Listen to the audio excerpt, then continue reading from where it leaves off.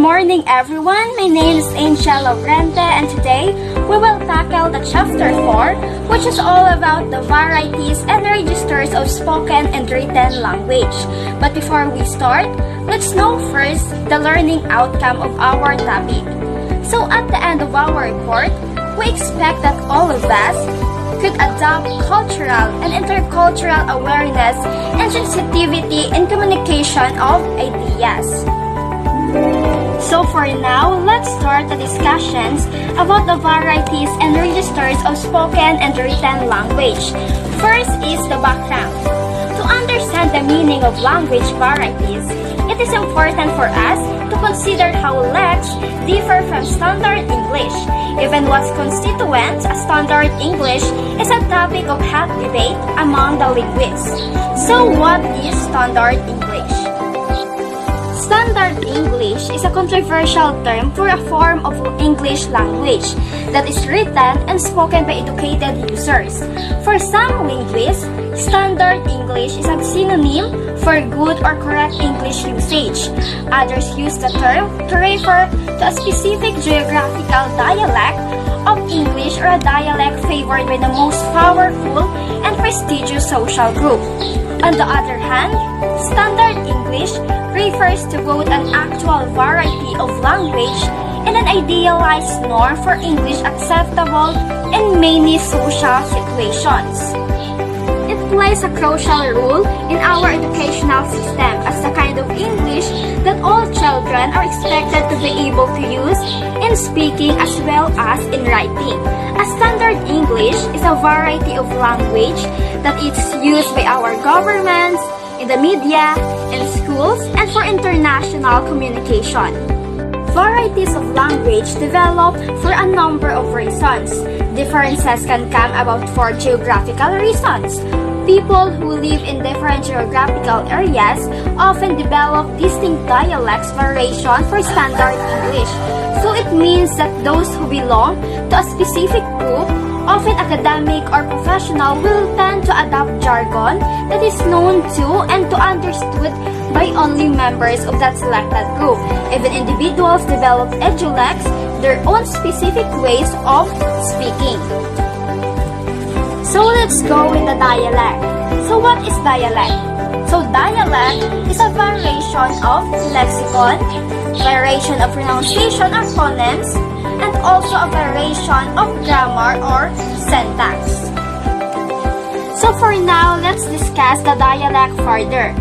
The word dialect, which contains lek within the term, derives from the Greek words dia, meaning across or between, and legein, which means to speak. A dialect is a regional or social variety of a language distinguished by pronunciation, grammar, and vocabulary.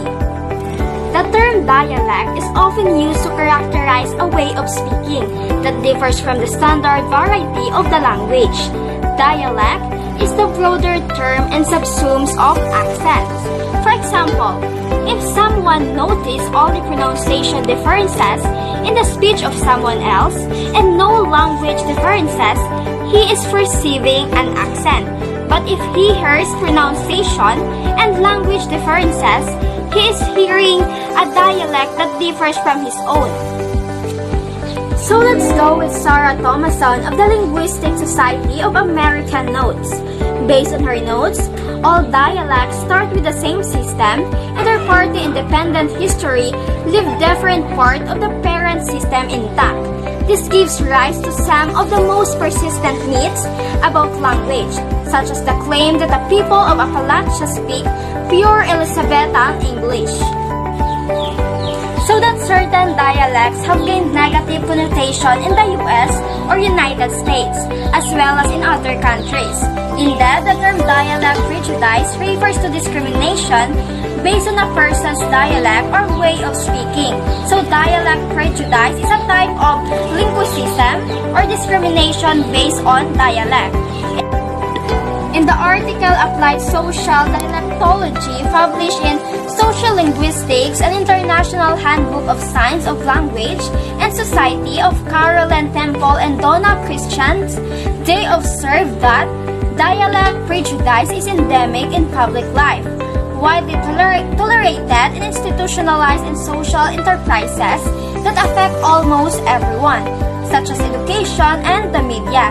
There is limited knowledge about and little regard for linguistic study, showing that all varieties of a language display systematicity and that the elevated social position of standards varieties has no scientific linguistic basis. So due to this kind of dialectic prejudice, Susan Romain in Language and Society notes that many linguists now prefer to term variety or lect to avoid the sometimes pejorative connotation that the term dialect has. So it means that language and dialect preserve the unique cultural elements of a given place. Every individual dialects may divide people even further. However, dialects express the unique qualities of a particular region. Dialects are important for international businesses and the overall well-being of the world. So we have different types of lects: the regional dialects, sociolect, ethnolect, and idiolect. But we will discuss this later, so for now, let's proceed with the register. So, what is register? Register is defined as the way a speaker uses language differently in different circumstances. This is the one who thinks about the words you choose, your tone of voice, even your body language. In addition, it refers to the degree of formality of language. But in more general sense, it means the language used by a group of people who share similar work or interests, such as doctors, lawyers, teachers, and others. So the basic registers in English are high formal, formal, neutral, informal, and vulgar. So for example, you probably behave very differently chatting with a friend than you would at a formal dinner party or during a job interview. So this variation and formality, also called stylistic variation, are known as registers in linguistics.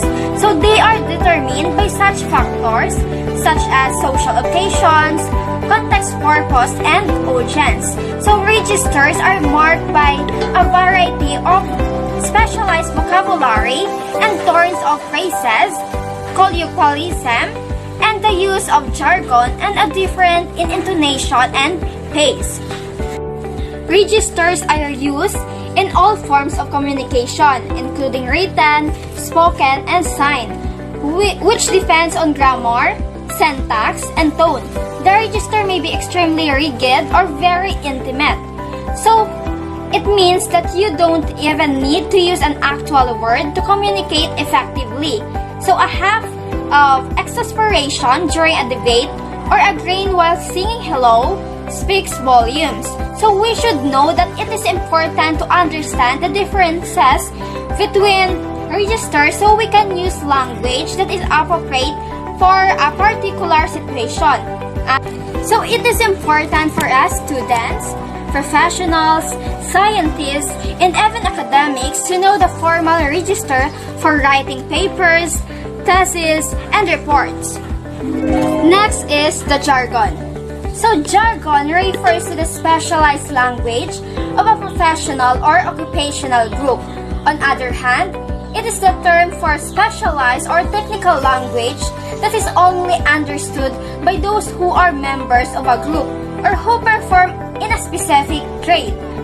For example, the legal profession has many terms that only lawyers and judges use frequently, and also such language that is often meaningless to outsiders.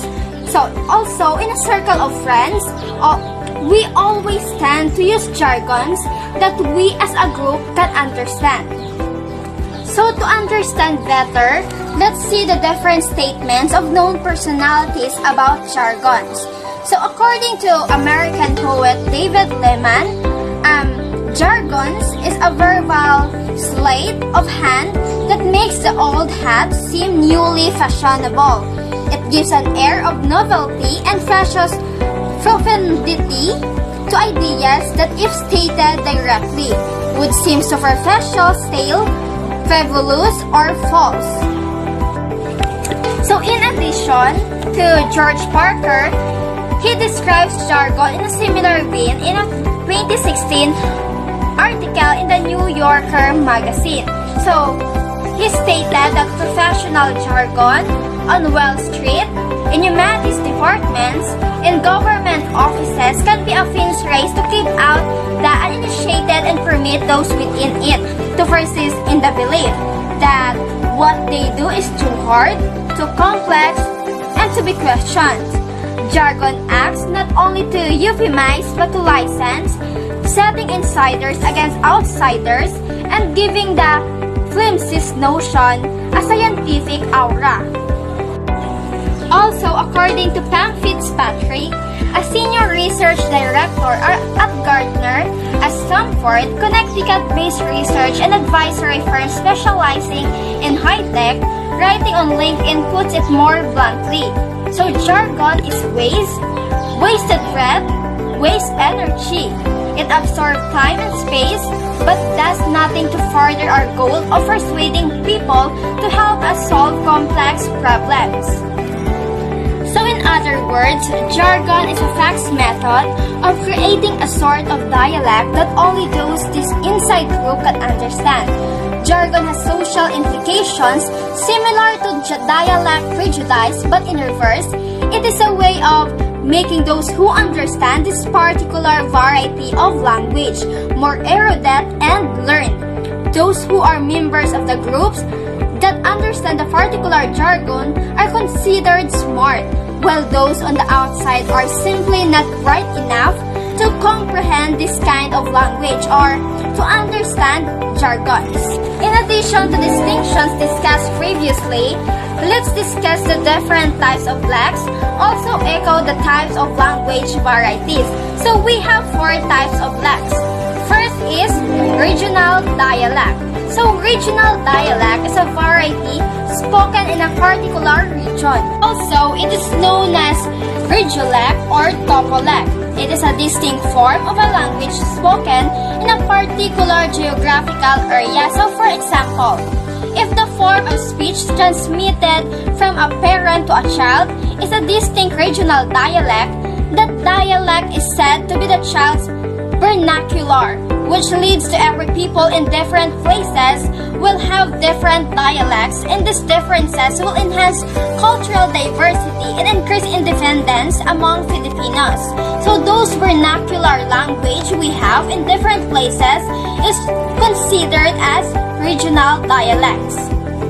Second is the sociolect. So it is also known as social dialect, a variety of language or register used by a socio-economic class, a profession, an age group.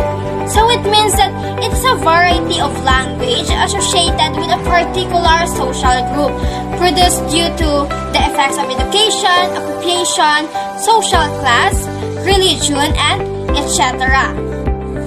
So let's proceed to the third lect, which is the ethnolect. So it is lect spoken by specific ethnic group.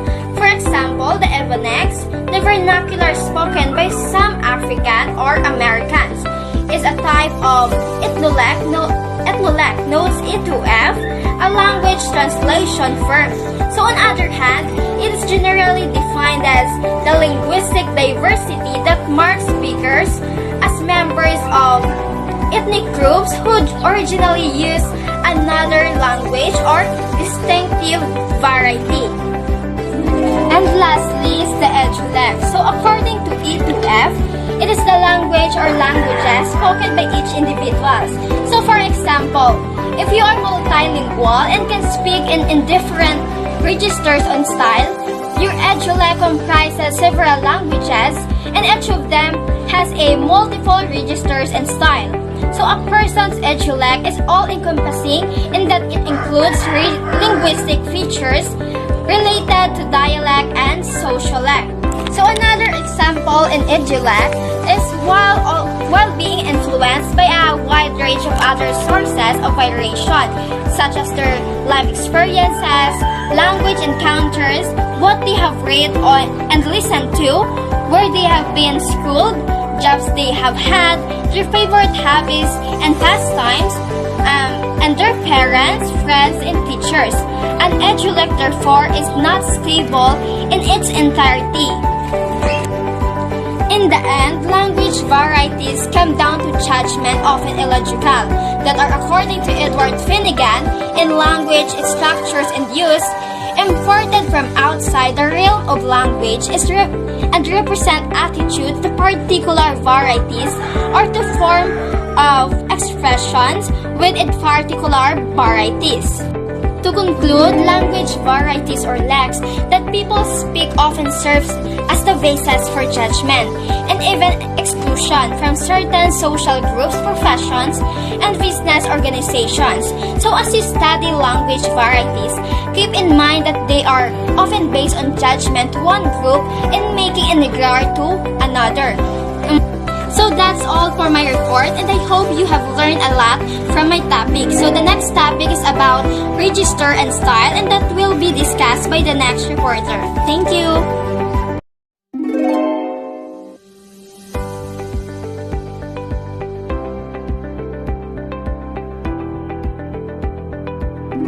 As we continue the discussion, well, let me first introduce myself. I am Ranabel Elisa, and the topic that we have to tackle today was about register and style. Academic writing has a level of formality, and it is sometimes difficult for the non-native speaker of English to recognize the differences in register and style of the language. When discussing the word register, we refer to the use of language for the particular purpose or in the particular social setting. That is its level of formality. The English language is no exception when it comes to the language variation and style, and it is important to recognize the differences and just as important to know the differences. So register often refers to the degree of formality of language, but in a more general sense, it means that language used by a group of people who share similar work or interests, such as doctors or lawyers. An important feature of writing at university is its style and register. The choice of register for a particular text or part of text will vary depending on the genre who will be reading the text. Therefore, knowing the targeted audience before starting the writing process will have an impact to the stylistic choices. For example, when speaking officially or in a public setting, an English speaker may be more likely to follow prescriptive norms for formal usage than in a casual setting. For example, by pronouncing words ending in ing with a velar nasal instead of alveolar nasal, example, walking, not walking. Choosing words that are considered more formal, such as father versus dad or child versus kid, and refraining from using words considered non-standard, such as ain't. So, we have to think what was the correct words to be used in speaking with a public setting. When referring to register in writing, the choices are usually familiar, informal, formal, and ceremonial. However, the two registers that are commonly crossed in the academic writing are generally between formal and informal. Therefore, a standard guideline and the stylistic differences between the two have been provided, plus a simple guide of cross-registering examples. Register types, formal versus informal, cross-registering, and style. And now, we are going to tackle about language register. So language register is the level and style of your writing. It should be appropriate for the situation you are in. The language register determines the vocabulary, structure, and some grammar in your writing. It means that language register is the level of formality with which you speak. Different situations and people call for different registers. The appropriate language register depends upon the audience, topic, purpose, and location. So there are three most common language registers in writing, and these are formal, informal, and literal. We use different language registers for different types of writing. just as we speak differently to different people. Like for example, you are talking to your brothers and the President of the United States, and then you talk to your brother this way. What's up? It's awesome that you came to visit. And now my question is that the same way you can talk to the President? Of course not. You would not speak to the President of the United States the same way you talk to your brothers, because he has the highest position in the politics which governs the country, and we have to respect him. And you can talk to the President like, "Good morning, Mr. President. We appreciate your visit." So we have to be wise in using our words to different people. In articles, we tend to mix the formal and informal registers to present the information in an easy-to-understand but personal tone. Let's look closely to the three most common language registers used in English language. The first language register that is used in English language is formal language register. This register is most appropriate for professional writing and letters to a boss or a stranger. Formal writing is probably the most difficult type of writing. It is impersonal, meaning it is not written for a specific person and it is written without emotion. Some kinds of writing are always written in formal English. Formal writing includes business letters, letters of compliance, some essays, reports, official speeches, announcements, and professional emails. The second language register that is used in English language is informal language register. So informal language register is also called a casual or intimate. It is conversational and appropriate when writing to friends and people you know very well. Informal writing is written in the way we talk to our friends and family. We use informal writing when we are writing to someone we know very well. Some kinds of writing can be written in a formal style. Like for example, personal emails, phone texts, short notes, friendly letters, most blogs, diaries, and journals. There are no major rules in informal writing. With informal writing, you can include things such as slang and cliches. So slang is common in formal writing and spoken English. It is particular to a certain region or area. Like for example, awesome, okay, check it out, and in a nutshell. A cliche is a phrase that is overused. Like for example, too much of a good thing, moment of truth, time is money, don't push your luck, and beauty is only skin deep. Another is the figurative language.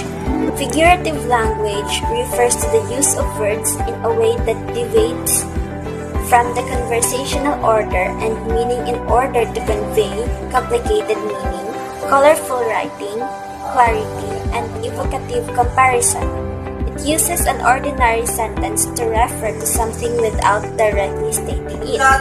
Examples: the boy was as brave as lion in the jungle, so it is simile.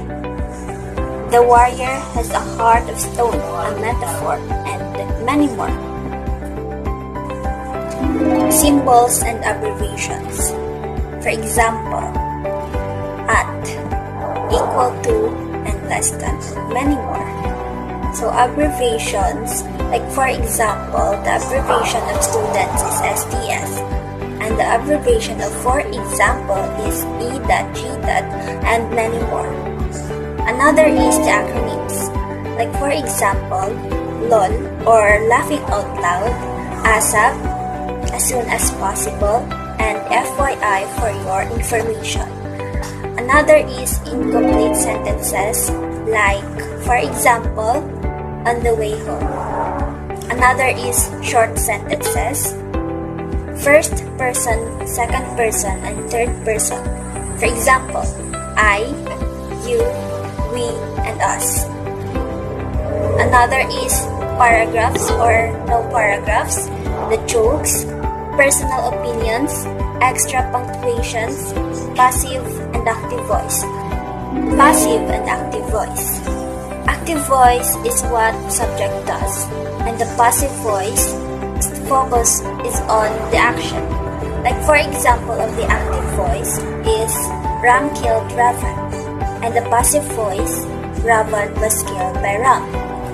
And the third language register is the neutral language register. The neutral language register is non-emotional and sticks to facts.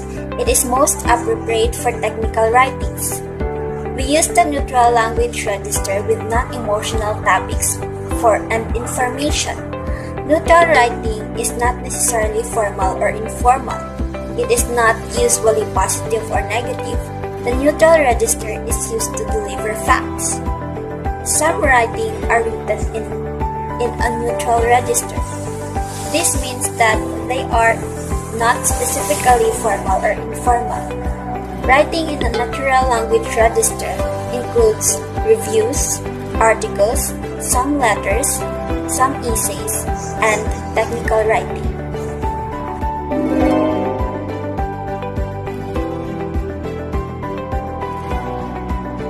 Good day everyone, I am ERN Lucas and I am the third reporter of the fourth group. And I'm going to discuss what is style and how it is used in other countries. Style refers to the choice in the vocabulary and accuracy of their use in the written text. So it means they use style according or depending on the text they are using and how they understand. First country is the West Midlands.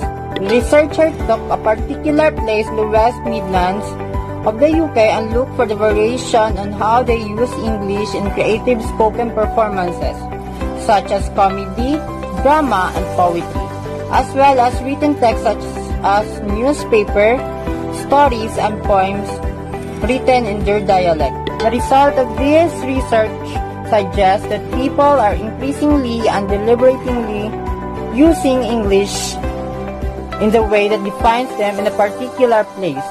So you can identify if they are living in the West Midlands because they speak English in this different way. Example of this, they pronounce you as yo and Birmingham as Brom. They pronounce can't or cannot as core. Next is the Korea. Korea has two varieties of Korean, the Seoul dialect in South Korea and the Pyongyang dialect in North Korea. These dialects are distinguished by each country's national language policy. The provinces like Gyeongsang, Changchung, Chola, and Jeju Island is using South Korea or the Seoul dialect.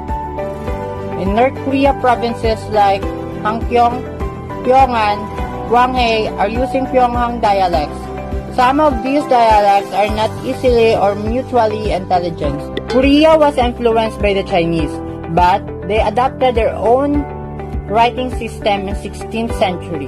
The invention of Hangul marks make a major achievement in Korea culture because it contributed the highest literacy rate in the world. We have different forms that defines politeness. First, the plain level. Lowest level used in general by any speaker to any child, one's younger sibling, child or grandchild, regardless of age, maybe in-laws or intimate friends. Intimate level is between a close friend or your childhood best friend or friend. Is familiar level, slightly formal than intimate, is typically used by male adults to adolescents such as high school and college. Next is blunt level. Gradually disappearing from daily usage, it is sometimes used by the boss to its subordinates. Next is differential level. It is used to formal situations such as news reporting and public lectures. The next country is Australia. Australian English is different from British and American English. This because it has a bias towards invention, deception, profanity, humor, and classes of the society. This reflects the strong design of many 19th century Australians to adopt aboriginal names and words. particularly in rural Australia, which may have influenced pronunciation and inspired the fondness of diminutive, inventiveness, and deception. In 1869, British author Marcus Clarke described how Australian devised language to convey more full and humorous notation of all his thoughts, or to conceal the ideas he wishes to convey from all save his own particular friends.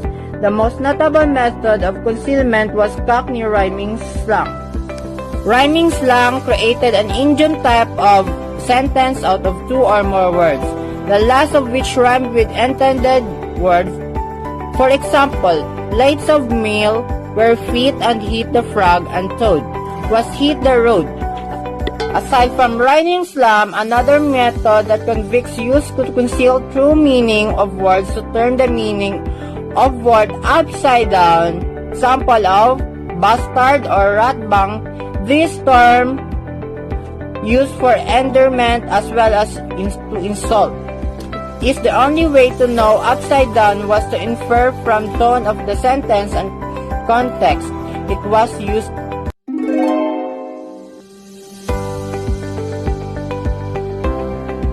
Good day everyone. I am Mary Grace D. Matiliano of BS Ed Science 1B, and I will be your reporter for the remaining topics in Chapter 4. So first, what is a diminutive? A diminutive creates a meaning of small or little. It is often used with names or with abbreviated names if we want to be more informal or to express affection for someone or something. In Australia, it is very common to hear words like arvo being used instead of afternoon, known as diminutives, which are formed by taking the first part of a word and substituting an a, o, ie, or y sound for the rest. In all, about 5,000 diminutives have been identified in Australian English. For instance, instead of Australians, they say Aussie, mushies instead of mushrooms, sparkies instead of electrician, and many more. So why is diminutive so common in Australia? One is that the diminutive seems more informal, like slang, and thus reflects the Australian love for egalitarianism. In the words of Nana Kemp, a linguistic psychologist from the University of Tasmania, Australians who use these diminutives might be trying to sound less pretentious, more casual, and more friendly than they would by using the full words. Australian English uses diminutives more extensively than any others. It may be seen as slang, but many forms are used widely across the whole society. They are shorter than the exact word and used to be more casual and informal. So now, let's proceed to profanity and informality. So profanity and informality can be good, as is a great way in letting our emotions out, or it may not be that good at all. However, there is an Australian saying that proposes, if the guy next to you is swearing like a wharfie, there is a chance that he may be a billionaire or perhaps just a wharfie. It is a saying that not only indicates how pervasive swearing is in Australia, but also how it has egalitarian connotations. This love of swearing is also reflected in political circles, where politicians use it around journalists in order to signal their membership of the common classes. For example, former Prime Minister Paul Keating was once recorded saying, "Now listen mate, to John Brown, Minister of Sport, who was proposing a 110% tax deduction for contributions to a sport foundation. You're not getting a 110%. You can forget it. This is a fucking Boulevard Hotel special, this is. The trouble we are dealing with a sports junkie here," gesturing towards Bob Hawke. "I go out for a piece and they pull these ones on me. Well, that's the last time. I leave you two alone. From now on, I'm sticking to you two like a sheet to a blanket." Aside from the use of profanity and informality among those who would be angered by it and those who would be offended by it, the Australian bias towards a classless society is reflected in the reluctance to use formality title. Although the connotations of stereotypes are subjective, arguably most Australians would agree that the traditional male Australian stereotype is more positive than the traditional female Australian stereotype. The difference in values provides the best explanation for the gender difference in pronunciation, with Australian women not wanting to sound bogan, ochre, or stereotypically Australian. Gender difference in pronunciation can perhaps be attributed to differing expectations about gender identities that are relatively favorable to the Australian stereotypes when it comes to men, but unfavorable in women. So of course, we all know that a pronunciation is the way in which a word or a language is spoken. In regards to Australian pronunciation, different nationalities have heard different things at different times. In her book The Apple Australians 1911, Englishwoman Valerie Desmond criticized Australian English as being excessively tonal, which she attributed to a Chinese influence. Other people have described the Australian accent as sounding excessively lazy, or like a Jamaican value. On the positive side, this has made it extremely easy for Australians to adopt other English accents, but difficult for speakers of other English dialects to adopt the Australian accent. The Australian strain of English is very musical. Tones are very important, and with the abbreviation used to emphasize the stressed syllable. Some have speculated that the lazy sound is the result of Australians needing to keep their mouths mostly shut to keep out the flies. Perhaps another explanation could be that it reflects an Aboriginal influence.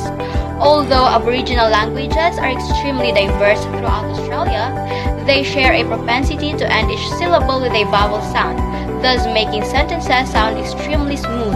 Okay, now, for example, consider the sentence, on walkabout from Pulubula to Wagga Wagga, I camped by a billabong, boiled a gilly, and cooked me a wallaby. In England, accents vary according to class and region.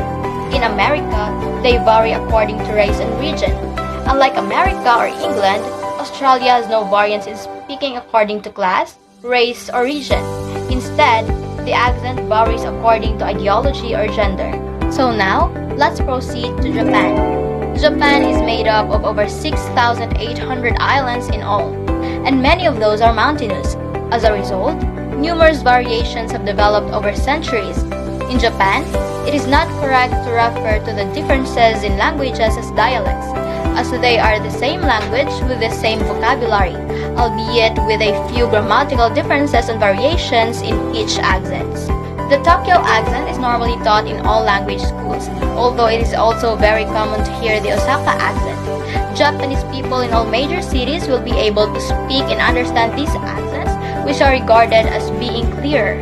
However, this is not true of people living in the countryside or outlying islands who tend to develop their own mannerisms, and you are likely to find yourself wondering what gibberish they are saying, especially if your level of Japanese is not so good. But fear not, they are generally just as confused. Unlike most Asian languages which tend to be tonal, Japanese uses speech accents to express different words which would otherwise be phonetically identical.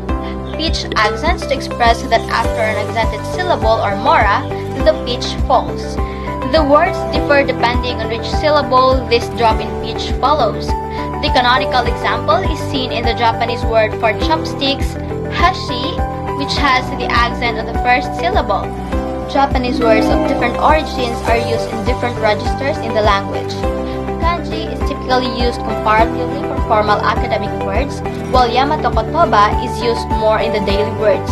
It is very similar to that of English language, where Latin-derived words are used in formal or academic way, and simpler Anglo-Saxon words are used in daily conversation. When you are crafting or translating written or face-to-face correspondence, especially email with clients, formal language use is a must. There are actually 3 types of polite speech for business use, however, depending on your relationship to your client. Some clients may prefer a less formal tone.